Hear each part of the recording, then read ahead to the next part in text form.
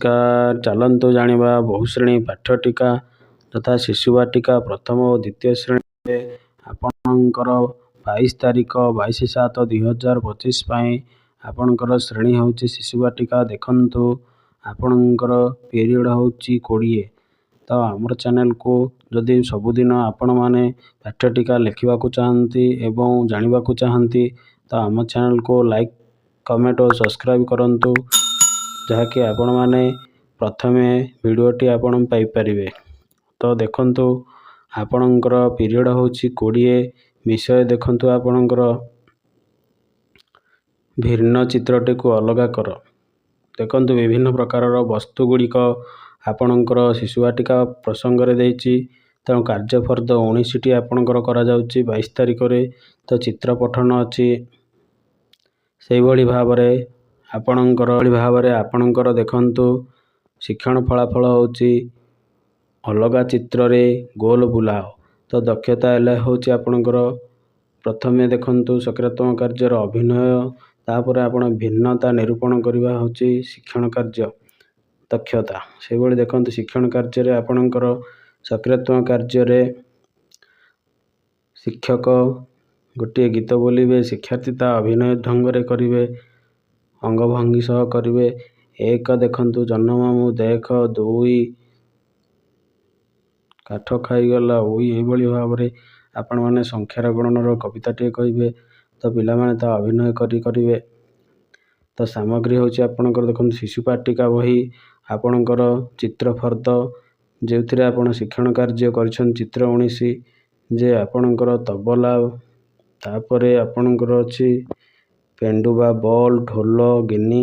ଏମାନଙ୍କ ମଧ୍ୟରୁ କିଏ ଅଲଗା ପ୍ରଶ୍ନ ପଚାରିବେ ଏବଂ ଚିତ୍ରଟିକୁ ଦେଖାଇବେ, ତା ସହିତ ତା ଚାରିପଟ ଗୋଲ ବୁଲାଇବା ପାଇଁ ମଧ୍ୟ ନିର୍ଦ୍ଦେଶ ଦେବେ। ସେହିଭଳି ଦେଖନ୍ତୁ ମୂଲ୍ୟାୟନ ଆପଣଙ୍କର ଦେଖନ୍ତୁ ବିଭିନ୍ନ ବାଦ୍ୟଯନ୍ତ୍ରର ଅଲଗା ଅଛି ବହି।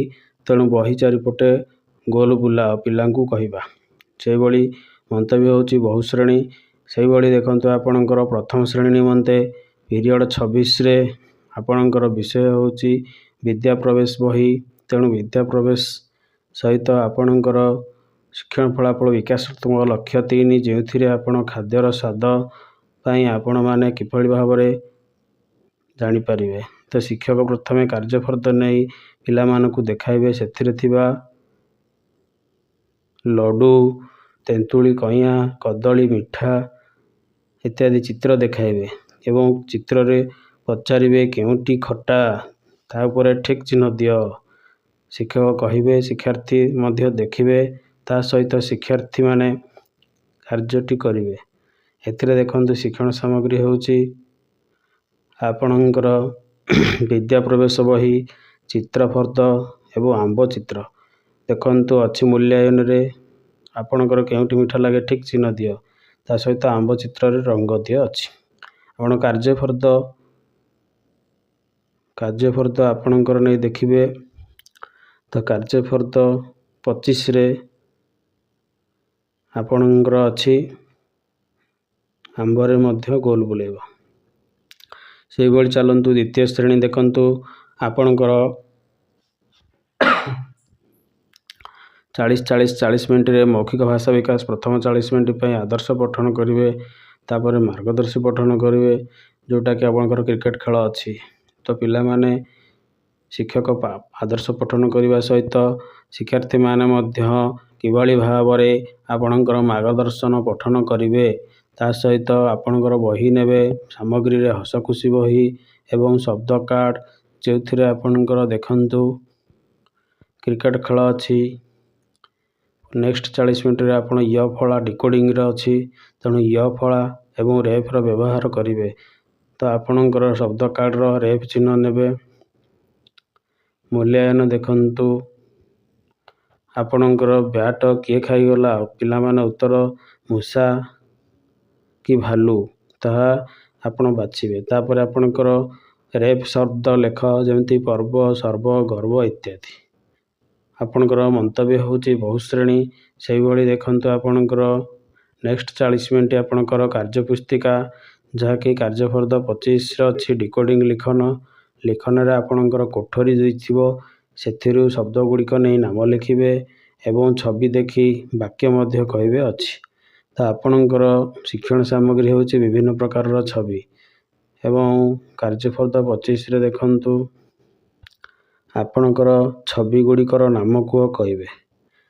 ସେହିଭଳି ନେକ୍ସଟ 30 ମିନିଟ୍ ଆପଣଙ୍କର ନେକ୍ସଟ ବିଷୟ ହେଉଛି ଆପଣଙ୍କର ଗଣିତ, ଯେଉଁଥିରେ 30 ମିନିଟ୍ ଅଛି। ସାନ ବଡ଼ ହେଉଛି ବିଷୟ, ଯେଉଁଥିରେ ଆପଣଙ୍କର ଫଳାଫଳ 2 ଅଙ୍କ ସଂଖ୍ୟା ଜାଣିବା ଏବଂ ଦକ୍ଷତା ହେଉଛି 2 ଅଙ୍କ ମଧ୍ୟରେ ତୁଳନା କରିବା। ସଂଖ୍ୟାମାନଙ୍କ ମଧ୍ୟକୁ ଅଦଳ ବଦଳ କରି ସାନ ବଡ଼ ଖେଳ ଖେଳିବା। ତାପରେ ଅଭ୍ୟାସର 6 ନମ୍ବର ଦେଖାଇବେ। 8 ଓ 16 ମଧ୍ୟରେ ଠେକୁଆ କହିବ କିଏ ବଡ଼ କିଏ ସାନ। କାହିଁକି? ତ 8 ହେଉଛି ଏକକ ଘର ସଂଖ୍ୟା, ଗୋଟିଏ ସଂଖ୍ୟା ଥିବାରୁ ଆପଣଙ୍କର 8 ହେଉଛି ସାନ ଏବଂ 16 ହେଉଛି ବଡ଼। ଠେକୁଆ ପଚାରିଲା ବେଙ୍ଗକୁ ଯେ କିଏ ବଡ଼ କିଏ ସାନ, 36 ନା 49? ତ ମୂଲ୍ୟାୟନରେ ସେହିଭଳି ଆଉ ଗୋଟିଏ ସଂଖ୍ୟା ଦେବେ। 64 ଓ 67 ମଧ୍ୟରେ କିଏ ବଡ଼? ସେହିଭଳି ଦେଲନ୍ତୁ। ନେକ୍ସଟ 30 ମିନିଟ୍ରେ ସ୍ଥାନୀୟ ମାନ ନିରୂପଣ 2 ଅଙ୍କ ସଂଖ୍ୟାର କରିବା। ତ ସ୍ଥାନୀୟ ମାନ ପାଇଁ ଆପଣମାନେ ପଟି ନେବେ। ଦେଖନ୍ତୁ କାର୍ଯ୍ୟଫର୍ଦ୍ଦ ନେବେ। ସ୍ଥାନୀୟ ମାନରେ ଆପଣମାନଙ୍କର ଦେଖାଇବେ କିଏ ଏକକ ଘରେ କିଏ ଦଶକ ସ୍ଥାନରେ ଅଛି, ସେଇ 36 ଓ 49କୁ ଦେଖାଇବେ। ତ ପିଲାମାନେ ସଂଖ୍ୟା ଗଠନ କରି ଆପଣଙ୍କର ଏକକ ଦଶକରେ ଦେଖାଇବେ। ସେହିଭଳି ନେକ୍ସଟ 30 ମିନିଟ୍ ଆପଣଙ୍କର ଗଣିତର କାର୍ଯ୍ୟଫର୍ଦ୍ଦ ଅଛି, ଯାହାକି ଆପଣଙ୍କର ସପ୍ତାହ 8 ଚାଲିଛି।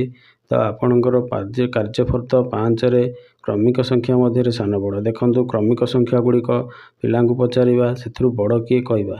ଉଦାହରଣ ସ୍ୱରୂପ ଦେଖନ୍ତୁ 34, 35, 36, 39, 31 ଏମାନଙ୍କ ମଧ୍ୟରୁ କିଏ ବଡ଼ ପିଲା କହିବେ।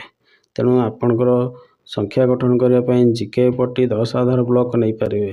ସେହିଭଳି 10 ଆଧାର ବ୍ଲକରେ ସଂଖ୍ୟାଟି ଗଠନ କରିବାକୁ ମୂଲ୍ୟାୟନରେ କହିବେ। ତ ଆପଣଙ୍କର ବିଶେଷ ମନ୍ତବ୍ୟ ହେଉଛି ବହୁ ଶ୍ରେଣୀ।